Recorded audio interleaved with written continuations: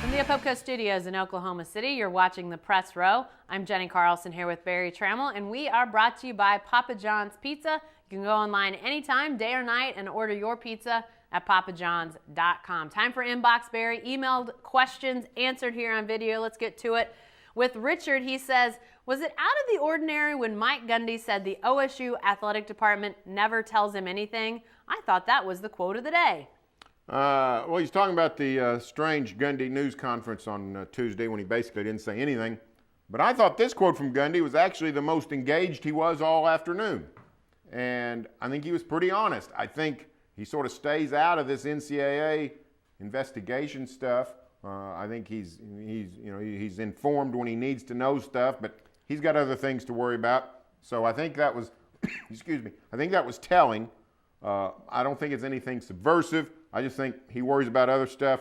He leaves the NCAA enforcement stuff to somebody else. Yeah, and you're right about the fact that we didn't exactly get a lot of forthcoming information from Mike Gundy during his weekly press conference this week, which was interesting in and of itself because there was a ton of stuff to talk about, from quarterbacks to Van Malone potentially going to SMU and leaving the staff, one of their top recruiters. But Mike Gundy basically didn't talk about any of it. He even was asked about his thoughts on TCU Baylor as it relates to college football playoff, and he said, I don't want to talk about that either. So not a lot of information coming from Mike Gundy, but I think this, what he said about the OSU athletic department, while it's honest, I think it bleeds into something that I came away from there feeling is that Mike Gundy doesn't have a lot of support around him in terms of friends, and we talked about this in our 5 and 5 segment a little bit ago.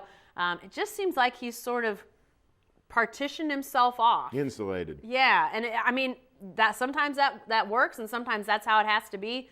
But to really not have much connection with many people, I think that may hurt Mike Gundy, personally and professionally. All right, Barry, back to the inbox from Steve.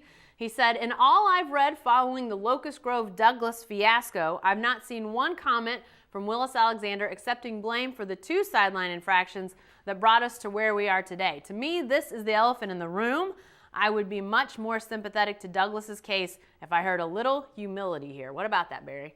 I don't buy it. I mean, Douglas was messing around on the sidelines, deserved to be flagged, warned once, penalized the other time. But when you steal a loaf of bread, you shouldn't get your hand cut off. We're not in the Middle East.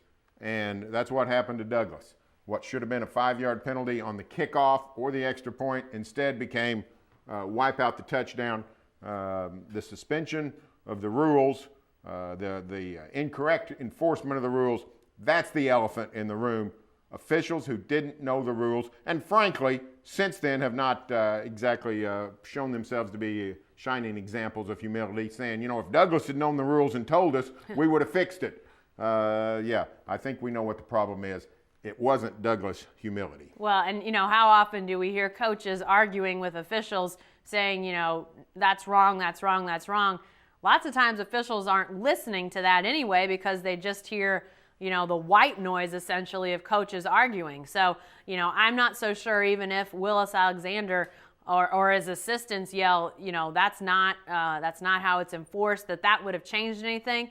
But the truth is that, while there may not have been an out and out, I'm sorry, Willis Alexander, Oklahoma City Public, Douglas Schools, they're not arguing that it should have been a sideline infraction. They're saying, throw the flag, say it's a sideline infraction, just enforce it correctly. And I think to me, that's where you say, they may not have out and out said, I'm sorry, but they're not saying that they should have picked up the flag. They're saying, go ahead and throw the flag, just enforce it correctly. Yeah, know the rules. Know the rules. All right, back to the inbox from Gary. He says, a funny thing happened Saturday. An SEC football game between Alabama and Auburn was scheduled, and a wide open Big 12 game broke out.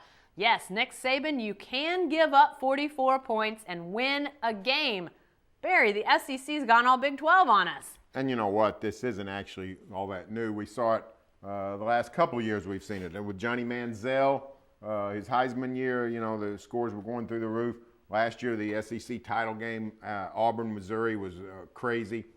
We've seen Georgia-Auburn games that have gone, Getting Alabama involved in this is a little bit new, so that is a sign that the dam is broken. But yeah, this idea that SEC plays defense, nobody else does, those days are gone. Yeah, it does sort of make me chuckle, and it's believe me, seeing Alabama sort of in a shootout like this is different, but yet. We've seen it all over the SEC. When Missouri and A&M went there and took those spread attacks, especially Johnny Manziel, I think you saw the SEC go, oh, this is a little bit different. Maybe we could do this too. And so now you're seeing these SEC teams adopt the style, maybe not as exclusively or as much as some of these other teams, but I think it's changing things. And it's funny because in sort of the flip side is you've got OU with Samaje Perine running student body left, student body right. I mean, it's almost like they're saying, hey, SEC, we'll take that and we'll try it for a while and see how it goes.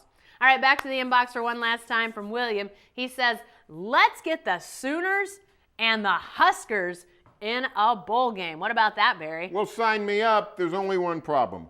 They both have to get really good. The new bowl contracts that I think go through the 2019 season, no Big 10, Big 12 automatic matchups. Got the ACC and the Russell Athletic. Got the Pac-12 in the Cactus Bowl and the Alamo Bowl. You got the SEC in the Sugar, the Liberty, and the Texas Bowl. Nowhere is the Big 10 aligned with the Big 12. Therefore, they both got to get good, finish in the top 10 or 11, get put in a major bowl opposite each other. That's the only way. Well, you know what? I've got another alternate idea for William here about OU and Nebraska maybe restarting that rivalry. With the way the College Football Playoff Committee is seeming to say with its selections, your non-conference schedule is important. Strength of schedule is important. Maybe we can get these two in the non-conference. Maybe we can get them soon in non-conference. Well, they're scheduled in 21-22. Yep. Sign me up for an annual series, though. Annual series. Yeah, I think it would help them not only have a great rivalry, but maybe make some headway with that College Football Playoff Committee. Hey, be sure to stay with the best coverage team anywhere at newsok.com and every day in the Oklahoman.